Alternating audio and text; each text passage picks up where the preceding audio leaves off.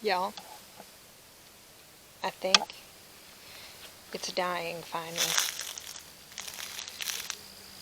It is not looking as good as it normally does. So it may be fixing to go to sleep for the winter. We'll see. Alright, what else we got to do? We are going to go pull the feed sacks off of the carrots where we planted them in this raised bed. We're going to go look at things around the farm, and we're going to carry on. Alright, so this soil has been kept moist the entire time that these seeds were planted. So right now I'm just getting all this off of here. Then we're going to peel this up. Okay, I don't see any growth yet though.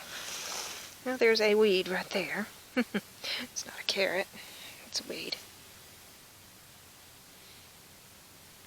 But I don't see any carrots. So let me lay this back this way. Come down this way and look. Maybe it just needs more time. Okay, we're going to cover it back up. So we need more time. What else we got? Mess. Alright, so I got to come out here and I got to start digging up the ginger. Because as you can see, it's all dead. Got to start digging up the turmeric. I went ahead and dug out the lemongrass. And guys, y'all see what happened to my raised bed. This was out of treated lumber. And it's only 2 years old. So, I don't know what happened. But yeah, my raised bed's coming apart. This is why I don't like raised beds. They are some upkeep to them. So that's, think about that when you do your raised beds. How much upkeep do you want? How often do you want to be replacing it? Okay. The onions, they are looking great. Despite the freezing temperatures. Roses, they are bit. Yeah, they got bit this time. Interestingly enough, there was still new blooms on there. The elephant ears are done for the year. But the comfrey, I need to pick some of those leaves and dry them out. It's still going strongish. As is my Powis Castle Artemisia plant.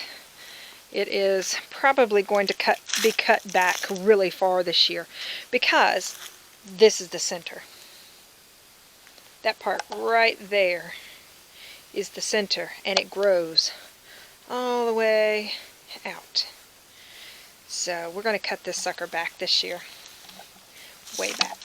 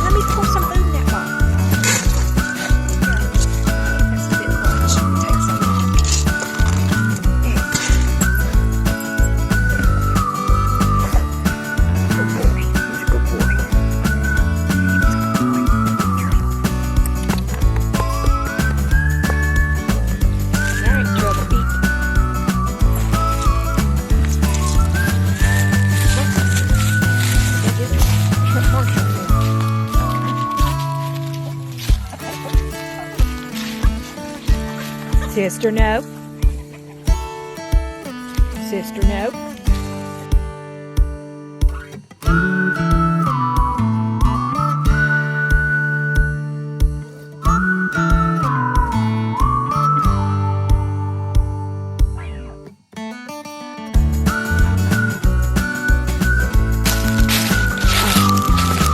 Feed you some first. I'm gonna feed you yours right here because I'm not gonna pick you up and put you on the other side of the fence.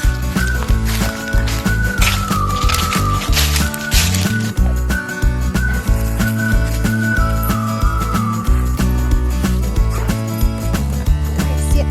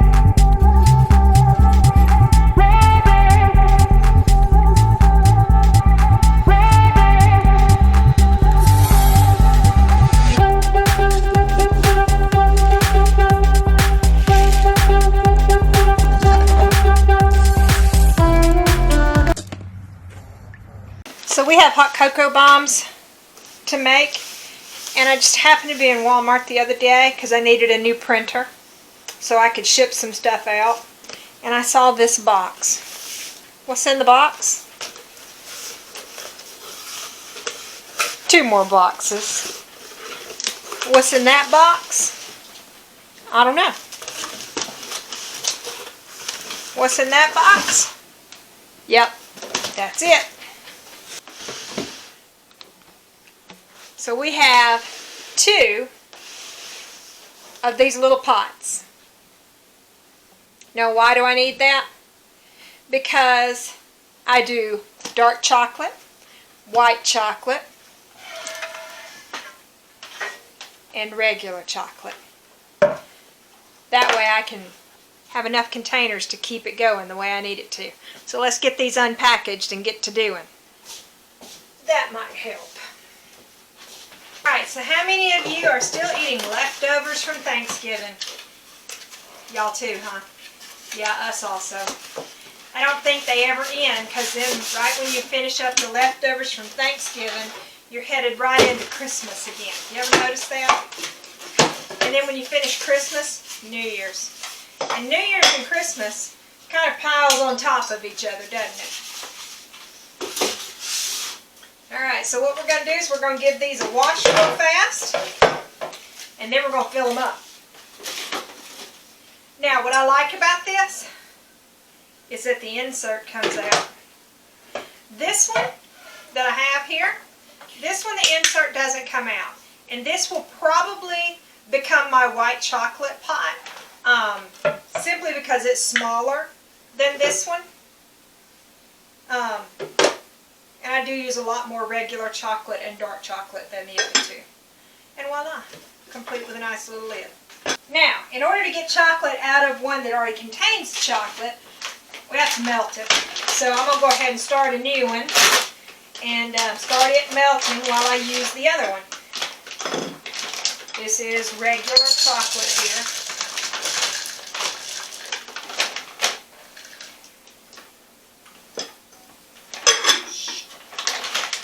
Y'all didn't see that.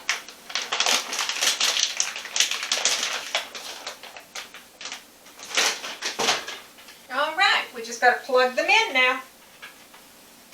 And of course, you got to undo the zip tie. I don't know why they do that. If y'all know, leave it in the comments.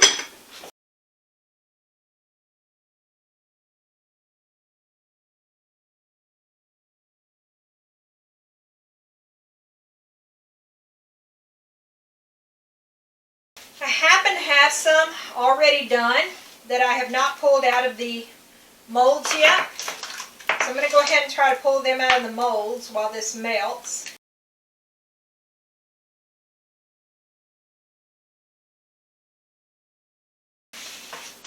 I have to hard boil these eggs in a little bit too.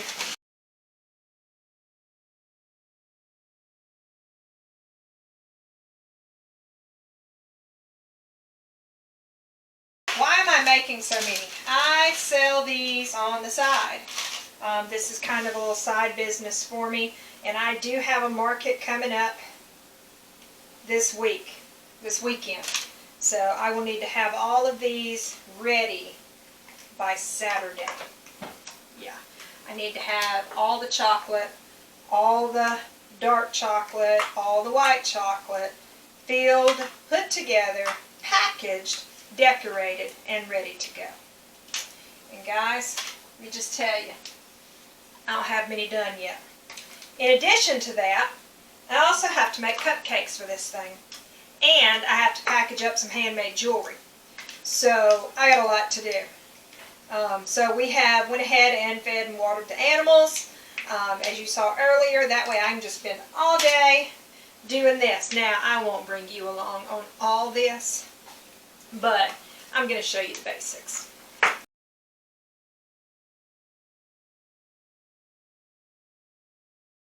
Now, we use a 3-piece mold because it is just so much easier and so much faster to use than the silicone mold method. So if you can figure out where to get 3-piece molds, I highly recommend you do so, because it just makes life so much easier.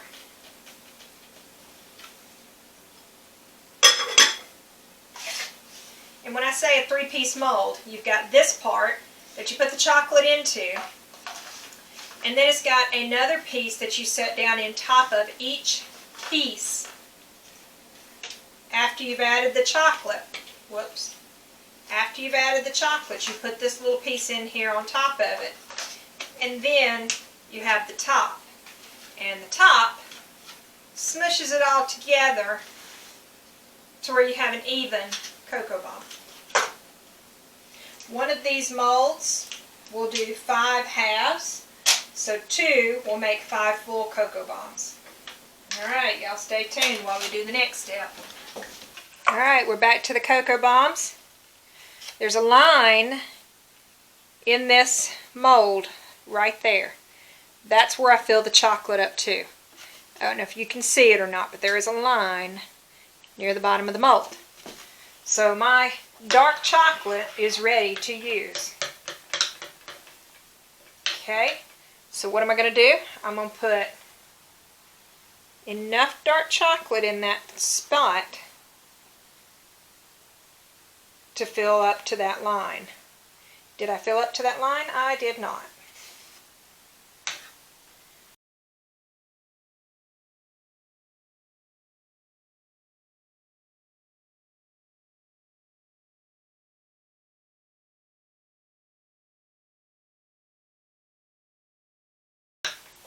Now there's one point that you want to make sure you watch when you're doing these cocoa bombs in these molds. If your chocolate is too hot, you will mess up your mold. How do I know? I've messed up some molds. Alright guys, so here's these little pieces here. And just for me to make it easier, I always just put this on here and then flip it on like so, okay? And then we push it down. I make sure that that chocolate comes up to the lip. There's a lip right here. So I make sure that the chocolate comes all the way up to that lip. Okay.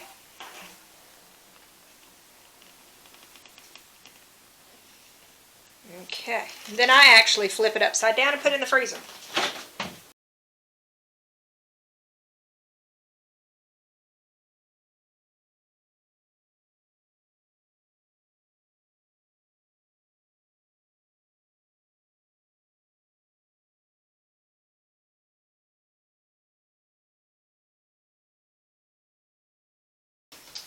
Alright, so each one needs marshmallows, chocolate chips, and cocoa.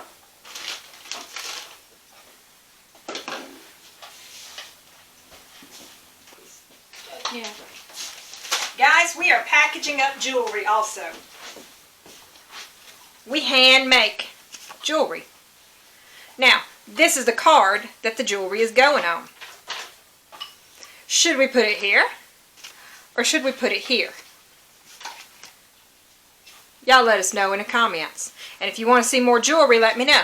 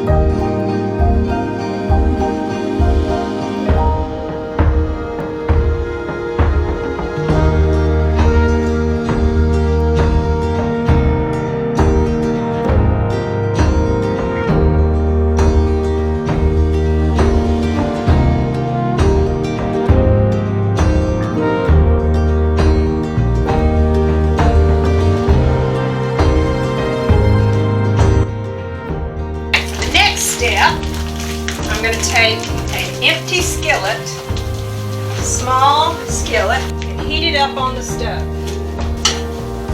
We just happen to have one this size.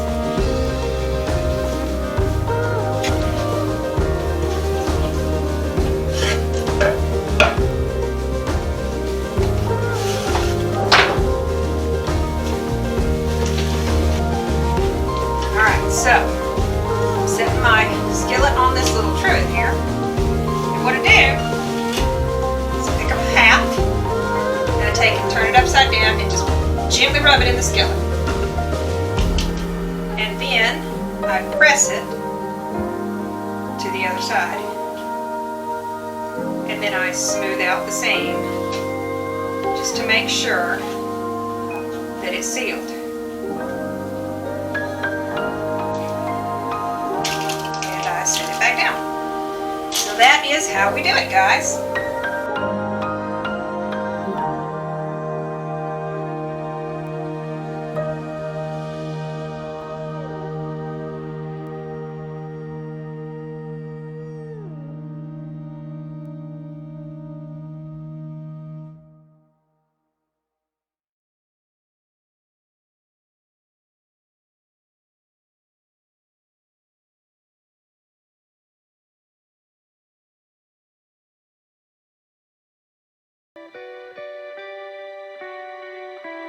Alright guys, so I have this neat little handy thing I got from Walmart in the baking section. You can probably get it at Hobby Lobby and other places like that too. And I just throw my drizzle in here and let her melt. 30 seconds at a time in the microwave.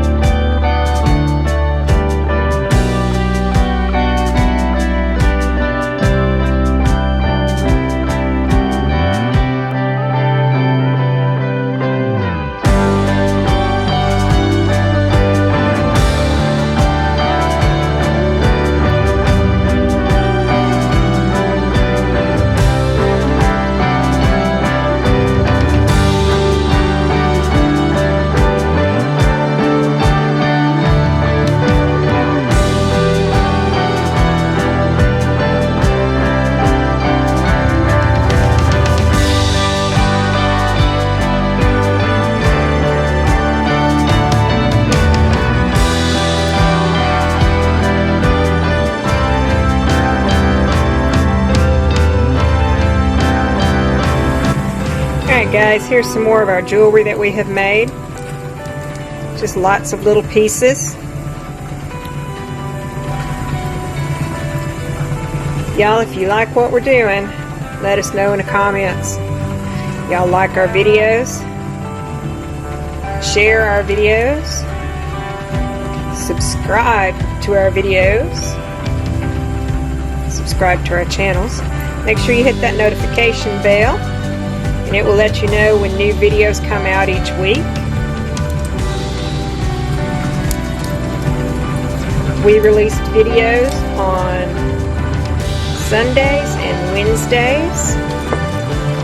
We try to get them done by noon, but we don't always get them there. So guys, thanks for watching. Till next time, bye guys.